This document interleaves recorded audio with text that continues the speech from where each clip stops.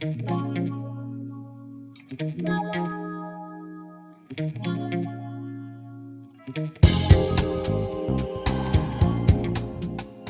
majoria d'al·lèrgies són per tota la vida.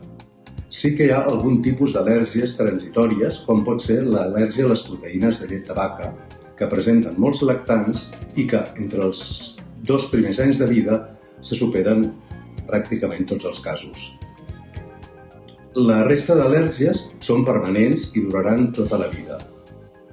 Sí que és veritat que en casos d'immunoteràpia, que són vacunes que es fan servir per al·lèrgies, per combatre les al·lèrgies, per exemple, les més utilitzades són les vacunes contra els àcars de la pols.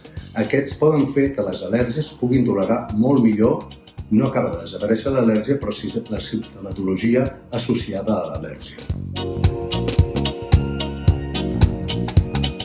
En la situació actual, en què veiem tants quadres respiratoris produïts per virus, de vegades podria resultar difícil diferenciar quan es tracta d'un quadre respiratori d'origen víric o un quadre respiratori d'origen al·lèrgic. Normalment ho sabrem per al període estacional, per als factors ambientals i, sobretot, per als símptomes que presenten els pacients. Si el nen té un moc claret, no té febre, té bon estat general, té més estornuts i té els ulls vermells i li piquen, serà més compatible amb un quadre d'al·lèrgia. I, en canvi, si el nen té mocs espessos, té febre, té mal estat general, té tos productiva, en aquests casos pensarem més que té una etiologia vírica. I el que també són molt importants són els antecedents del nen, els antecedents al·lèrgics, ja dic, l'època de l'any en què estem. És cert que avui en dia es detecten molt més al·lèrgies que abans.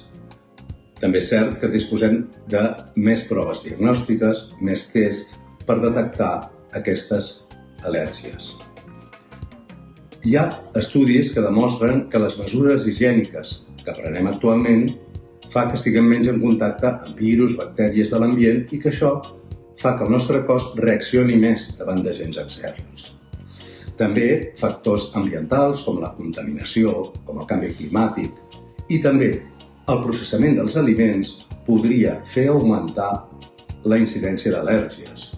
Per exemple, una poma de fa 50 anys segurament no és igual que la poma que mengem avui en dia, que pot haver-hi una sèrie de condicionants en el processament d'aquests aliments que fan que el nostre cos reaccioni més a aquests agents.